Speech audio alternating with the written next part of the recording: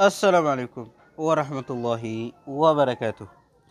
دمان أصحاب قيمة بدن maanta iyo muuqaal cusub. Muuqaalkana maanta waxaynu ku qaadanaynaa casharkeena soddonaad ee Microsoft Word. Waxaan kusoo guda jirnay barashada Microsoft Word. Casharkan ka horreeyay waxaan kusoo qaadanay wax la yiraahdo text box ayaan kusoo qaadanay. Casharkeena maanta hadduu abweyne raali ka noqdo waxaan ku qaadanaynaa wax la yiraahdo Word art ayaan ku qaadanaynaa. Okay, waa nooc ka mid ah qoraalada ama waa hab qoraalada ama group wuxuu ka tirsan yahay text group ayuu ka tirsan yahay. Okay, ugu horreyn waxaan soo kicinaynaa ama waxaan soo furaynaa Microsoft Word ayaan soo furaynaa oo gudaha ayaan usoo galaynaa. Okay, documentii markii gudaha aan usoo galno tusaale halkan xoogaa space ayaan siisanaynaa oo waxaan u baahanahay Word art halkan inaan la soo galno maadaama isagana qoraal uu yahay. Okay, waxaan ku dhufanaynaa ugu horreyn waxaan tagaynaa halkan ay nooga qoran tahay insert ayaan tagaynaa. insert markii aan tagno text box garabkiisa fiiri waaxda text ayuu ka tirsan yahay ayaan dhahnay waa kan eedan ayaa waxaa loo yaqaanaa Word art ayaa loo yaqaanaa. haddii halkan aan ku dhufto halkan aan furo waa kuwan qoraaladan ayaa waxaa loo yaqaanaa Word art. Dokumentiyadu hore iyo dokumentiyadan ama office-yada way ku kala duwan yihiin. kuwa hore waxaad arkaysaa ama wuxuu ku sameynayaa Word art qoraalkaas oo dhammaystiran ayuu sambal ahaan usoo muujinaya. Hada laakiin kan wuxuu ka soo qaatay xarafka e ayuu ka soo qaatay midabo iyo qaabab kala duwanna waa uu kusoo bandhigay waa uu kusoo muujiyey. mid alla midkaa doontid ama midkaa u baahan tahay oo keliya ayaa soo qaadanaysaa. tusaale anigu haddii aan dhaho midkan ii soo qaado kale okay goldigan waa kan wuxuu ku leeyahay markaa your text here halkan waxaa ku qortaa qoraalkaaga ku qoro.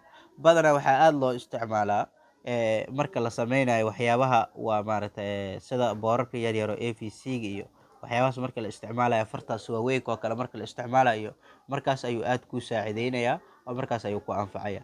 sidoo kale qoraalkiisana waa maaragtay 36 ka kaca waa la weyneyn karaa oo waa la badin karaa. marka qoraalada waaweyn oo sambalka ah ayaa waxaa loo yaqaanaa Word art ayaa loo yaqaanaa. hadda waa maaragtay waayadii hore aad loo isticmaali jiray balse hadda sidii hore looma isticmaalo balse waa qayb ka mid ah documentiga ama marka la joogo office-ka waa qaybo hoos imaada qaybtan loo yaqaano textiga ayuu hoos imaada. marka si waa maaragtay haddii aad u baahato lacala Word artigu waa ka xagga ayaa laga helaya inaad insert tagto kadibna Word art halkaas ayuu kugu soo bandhigaya. ciwaanka fiiri marka falaarta aan dulgeyno ama muuska wuxuu ku leeyahay insert Word art wasla heynasaan jeclaha. okay Word art isagu dhan waa intaa. haddii aad u baahan tahay inaad iska bedesho ama mid kale aad la soo gashana waa la soo geli kartaa mid weliba midkii hore ka duwan har leh waa kan waa la soo geli kartaa. okay haddii aan u baahanahay kabar inaad iska dalido ama iska bixiyana waa dooranay kaliya ay ku siinay kadibna backspace ay iska leedahay kanna waa la mid.